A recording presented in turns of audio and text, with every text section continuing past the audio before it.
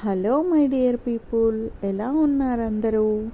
నేనైతే చాలా బాగున్నాను. ఎవరైనా మన ఛానల్ని ఫస్ట్ టైం చూస్తున్నట్లయితే సబ్స్క్రైబ్ చేసుకోండి. ఈరోజు మనం రాగి ముద్దను ఏ విధంగా తయారు చేయాలో చూద్దాం.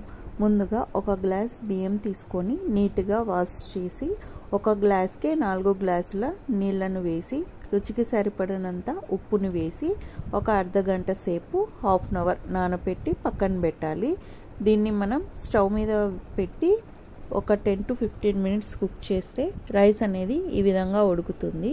సిమ్లో పెట్టి మెత్తగా ఉడకబెట్టాలన్నమాట. ఇలా చేత్తో పట్టుకొని చూస్తే మెత్తగా రైస్ అనేది ఉడికిపోవాలి. ఈ స్టేజ్లో ఉన్నప్పుడు మనం ఒక గ్లాస్ బియ్యానికి హాఫ్ గ్లాస్ రాగి పిండి, మీరు కావాలనుకుంటే ఇంకొంచెం ఎక్కువైనా వేసుకోవచ్చు, కలపకుండా మూత కప్పి పెట్టేయాలి. రాగి పిండి అనేది మెత్తగా మొత్తం అందులో ఉడికిపోతుంది. తర్వాత మనం తెడ్డు కట్టెతో కానీ పప్పు గుత్తితో కానీ ఇలా చెక్క చెంచాతో కానీ మెత్తగా చిదిమేసుకోవాలి. మనం వీలైతే ముద్దలు కట్టుకోవచ్చు లేదా అలానే సర్వ్ చేయొచ్చు. Thanks for